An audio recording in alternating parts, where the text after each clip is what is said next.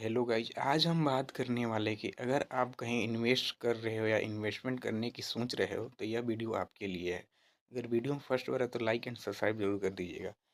तो इन बहुत लोग सिर्फ रिटर्न देकर इन्वेस्ट करते हैं, लेकिन बहुत चीज़ इग्नोर कर देते हैं। उसका नाम है इन्फ्लेशन।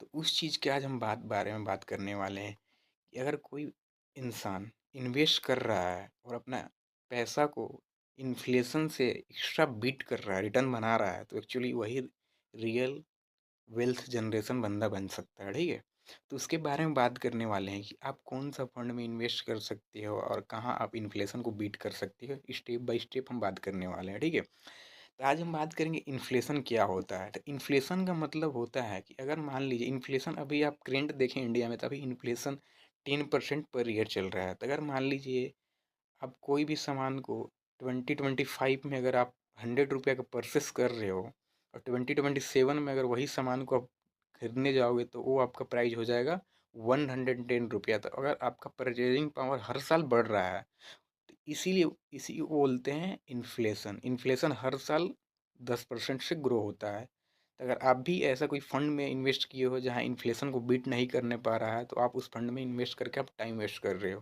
तो आज हम बात करेंगे ऐसा स्टेप बाय स्टेप, ऐसे ऐसे फंड के बारे में बात करेंगे जहाँ इन्फ्लेशन बीट नहीं करने पाते, वैसा फंड है जहाँ इन्फ्लेशन बीट करने पाते हैं।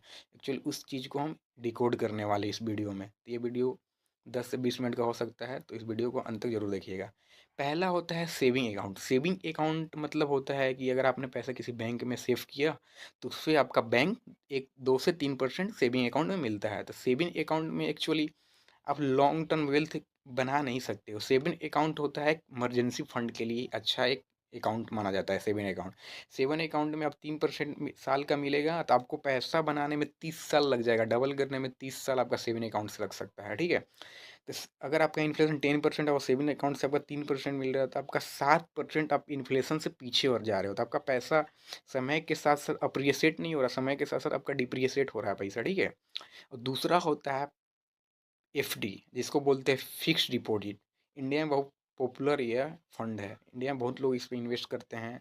जो रिटायरमेंट प्लान, जो बूढ़ा लोग होते हैं, वो अपना एफडी कर देते हैं, एफडी में अपना पैसा सेव कर देते हैं। तो एक्चुअली उन लोग को पता नहीं कि इन्फ्लेशन क्या होता है। तो एफडी में अगर आप रिटर्न देखो तो एफडी का रिटर्न होता है 6 से 7% साल का होता है।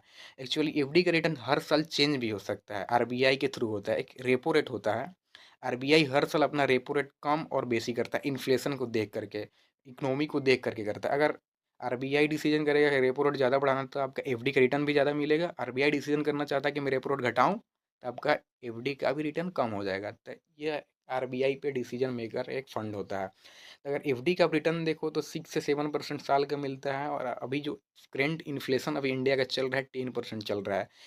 तो एक्चुअली आप माइनस ही में 3% आपका पैसा डिप्रिशिएट हो रहा है। समय के साथ साथ आपका पैसा का वैल्यू कम हो रहा है। तो एक्चुअली आप रियल वेल्थ बना नहीं रहे हो, अपना पैसा का वैल्यू समय के साथ साथ डिप्रिशिएट कर रहे हो। तो आपका रियल पैसा बन नहीं रहा है एफडी में। ठीक है, एफडी में आप एफडी में फिक्स इनकम ऐसी सिक्योर कर सकते हो, थोड़ा बहुत अमाउंट कर सकते हो, लेकिन आप लॉन्ग टर्म तक एफडी में पैसा नहीं बना सकते हो। ठीक है, और जो तीसरा होता है डेट एंड हाइब्रिड फंड होता है। ठीक है, डेट फंड का मतलब क्या होता है, इसके बारे में हम समझा देते हैं थोड़ा। डेट और हाइब्रिड फंड क्या होता है। डेट फंड वो होता है, अगर मान लीजिए आपने किसी कंपनी या गवर्नमेंट को पैसा देते हो, और गवर्नमेंट उस पैसे पे, आपका कंपनी या गवर्नमेंट उस पैसे पे आपको रिटर्न देता है, उसको बोलते हैं debt fund. Debt fund actually पैसा कहाँ इन्वेस्ट करता है, कॉर्पोरेट बॉन्ड हो गया, ट्रेजरी बॉन्ड हो गया, ठीक ठीक है, सिक्योरिटी इनकम में इन्वेस्ट करता है, और कॉर्पोरेट बॉन्ड में हो गया इन्वेस्ट करता है। तो इससे आपका फिक्स्ड इनकम मिलता है। इसमें आपका रिटर्न आप देखें तो पिछले 10 साल का रिटर्न देखें डेट फंड का, तो इसमें 6 से 8% का इसमें रिटर्न मिलता है। ठीक है, तो इसमें आप लॉन्ग टर्म तक, debt fund actually long term तक वेल्थ करने का फंड नहीं है। इसमें आप करीब 2 या 3 साल तक आप इसमें पैसा इन्वेस्ट कर सकते हो, क्योंकि इसमें एक्चुअली ये एफडी से थोड़ा सा बेटर होता है फंड। आप मान लीजिए कि एफडी से थोड़ा सा बेटर फंड है डेट फंड। डेट फंड का लिक्विडिटी होता है कि आप कभी भी बेच सकते हो, कभी भी निकल सकते हो। इसमें लिक्विडिटी हमेशा होता है डेट फंड में। डेट फंड एक तरह से एक प्रोटेक्शन फंड भी होता है। मान लीजिए आपने कभी, मान लीजिए इसमें होता है कि डी इसमें रिस्क बहुत कम होता है, तो इसमें चांस होता है कि आपका पैसा उतना इसमें समय के साथ डिप्रिशिएट होता है, क्योंकि इसमें भी आपका रिटर्न 8 से ज़्यादा रिटर्न बनता नहीं, 8%, तो इन्फ्लेशन 10% का, तो इसमें भी आपका रिटर्न नहीं बनता है, लेकिन एक्चुअली एफडी से बेटर है, ठीक है। तो अगला हम बात करेंगे हाइब्रिड फंड क्या होता है। हाइब्रिड फंड होता है, हाइब्रिड फंड का मतलब होता है जो फंड मैनेजर हाइब्रिड का होता है वो एक्चुअली अपना से डिसाइड करता है कि हमको कहाँ पैसा इन्वेस्ट करना है। हाइब्रिड फंड में दो जगह इन्वेस्ट करता है, एक इक्विटी में पैसा जाता है 50% और डेट में 50% अपना पैसा डालता है हाइब्रिड फंड में। तो इक्विटी में हो गया जो इंडिया का 50 कंपनी होता है, जैसे रिलायंस हो गया, टीसीएस हो गया, टाटा हो गया, हिंदुस्तान यूनिलीवर हो गया, टाइटन हो गया, इसमें पैसा हाइब्रिड फंड डालता है। और जो कॉरपोरेट बॉन्ड हो गया, जिससे सरकारी बॉन्ड हो गया, प्राइवेट बॉन्ड हो गया, सिक्योरिटी इनकम हो गया, तो इसमें आप फंड में इसमें 50% इसमें डाइवर्सिफाई होते हैं हाइब्रिड फंड में, ठीक है। तो इसमें क्या होता है कि इसमें रिस्क बहुत कम हो जाता है, इसमें रिस्क बहुत कम हो जाता है, प्लस में आपका रिस्क डाइवर्सिफाई हो जाता है। एग्जाम्पल आप मान लीजिए इसमें 50% इक्विटी में, 50% आपका डेट फंड में। अगर कभी फ्यूचर में अगर इक्विटी कभी क्राइसिस होता है, तो जो डेट फंड है उसमें फिक्स रिटर्न होता है, तो आपका सपोर्ट हेजिंग की तरह काम करता है हाइब्रिड फंड में। हाइब्रिड फंड का भी आप अगर क्या बोलते हैं, अगर आप इसमें परसेंटेज देखें, हाइब्रिड फंड का रिटर्न देखें, तो 8 से 12% इसमें रिटर्न मिलता है साल का। तो इसमें भी आपका इन्फ्लेशन थोड़ा बहुत बीट कर देता है, बट 1-2% आपका एक्स्ट्रा रिटर्न बन जाएगा इन्फ्लेशन बीट करने के बाद। इसमें भी आपका पैसा धीरे धीरे ग्रो हो सकता है, ठीक है।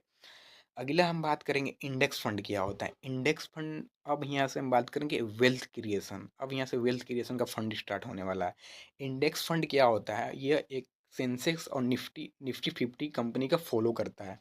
इसमें क्या होता है कि इसमें कोई फंड मैनेजर नहीं होता है, नहीं इसमें आपका फंड मैनेजर एक्सपेंस चार्ज लेता है। इसमें बस इंडेक्स फंड निफ्टी 50 या सेंसेक्स कंपनी को फॉलो करके आपको रिटर्न देता है। यह एक फंड ऐसा होता है जो इंडेक्स बेसिस पे चलता है, जितना निफ्टी 50 रिटर्न दिया है इतना इंडेक्स फंड रिटर्न देता है। तो इसमें एक बेनिफिट मिलता है, आपका एक्सपेंस रेशियो कम हो जाता है, और इसका आप रिटर्न देखें तो 12 से 14% साल का रिटर्न होता है। तो इसमें भी अच्छा वेल्थ आप क्रिएट कर सकते हो, इन्फ्लेशन को बीट कर देता है, 100% रहता है। तो आप इसमें इंडेक्स फंड में ज़रूर सोचें, इसमें अपना पैसा को डाइवर्सिफाई करें। इसमें रिस्क भी बहुत होता है, तो अपना रिस्पॉन्सिबिलिटी प्लस में अपना पेशेंस के हिसाब से आप डाइवर्सिफाई कर सकते हो, इसमें अच्छा रिटर्न मिलता है, ठीक है। उसके बाद हम बात करेंगे, उसकी हम बात बात करेंगे क्या, उसके हम बात करेंगे एक अति के फंड के बारे में, जो उसके बाद हम बात करेंगे म्यूचुअल फंड। जो म्यूचुअल फंड होता है, म्यूचुअल फंड 3 तरह के होते हैं, एक स्मॉल कैप होता है, एक लार्ज कैप होता है, एक मिड कैप म्यूचुअल फंड होता है, ठीक है। तो म्यूचुअल फंड जनरली 3 टाइप्स का डाइवर्सिफाई होता है, इसको बोलते हैं एक्टिव फंड भी बोला जाता है। एक्टिव फंड मतलब क्या होता है कि आपका पैसा कोई फंड मैनेजर आपका पैसा एलोकेट कर रहा है, उसको आपका पैसा का रिस्पॉन्सिबिलिटी उसके पास है, कहाँ इन्वेस्ट करेगा उसका जिम्मेदारी उसके पास होता है, उसको बोलते हैं एक्टिव फंड। आपका पैसा दूसरा कोई मैनेज कर रहा है। तो 3 तरह के फंड होते हैं, एक होता है लार्ज कैप, सबसे बड़ा फंड होता है, एक म्यूचुअल मिड कैप होता है, एक होता है स्मॉल कैप फंड होता है, ठीक है। तो जो लार्ज कैप कंपनी होता है, इंडिया का जो 50 कंपनी, जो लार्ज कंपनी जिसका मार्केट कैप लाख करोड़ से ऊपर होता है, उसको बोलते हैं लार्ज म्यूचुअल फंड। इसमें आपका रिस्क बहुत कम होता है, बहुत रिस्क कम होता है इसमें म्यूचुअल फंड में, ठीक है। तो आप मिड कैप में, आप लार्ज कैप में इन्वेस्ट कर सकते हो रिस्क फ्री होकर के। आप मिड में भी ऐसा ही, इसमें भी रिटर्न आपका देखें तो 15-16% साल का रिटर्न मिला है। इसमें छोटा कंपनी होता है, लार्ज से छोटा कंपनी मिड होता है। उसके बाद स्मॉल कैप कंपनी होता है, इसमें माइक्रो कंपनी होता है जिसका मार्केट कैप 10 से 12,000, 15, 20,000, 50,000 करोड़ का होता है, उसको बोलते हैं स्मॉल कैप। इसमें रिस्क बहुत ज़्यादा होता है, इसका रिटर्न भी ज़्यादा होता है। अगर इसका लास्ट 5 ईयर्स का रिटर्न देखें, एवरी रिटर्न, तो आपका इसमें 16, 17, 18% मिला है। तो इसमें ज़्यादा वेल्थ बनता है, क्या बोलते हैं, स्मॉल कैप म्यूचुअल फंड में, ठीक है। इसमें अच्छा वेल्थ बना सकते हैं, बट इसमें रिस्क भी ज़्यादा है। तो अगर आपके पास कहीं इनकम 1 लाख रुपये, आप चाहते हो कि मैं अपना कहाँ पैसा डाइवर्सिफाई कर सकता हूँ, तो आपका सिंपल हम बता दूँ कि आप इन्फ्लेशन को बीट कर सकते हो, आपका पैसा समय के साथ साथ अप्रिशिएट भी होता है। आप 50% आप इक्विटी में डालिए। 50% इक्विटी डालने का मतलब है कि आप इंडेक्स में डालिए, ईटीएफ में डालिए, म्यूचुअल फंड जिसे मिड में हो गया, लार्ज में हो गया, स्मॉल में, इस तरह से आप 10-15% आप डाइवर्सिफाई कर सकते हैं, जिससे आपका पैसा समय के साथ साथ ग्रो होते जाएगा, ठीक है। इस तरह से आपका पैसा बढ़ेगा। इसके बाद एक होता है लिक्विड फंड होता है। Liquid fund short term time period के लिए होता है, इसमें आप 1-2 महीने के लिए पैसा सेव करके रख सकते हैं।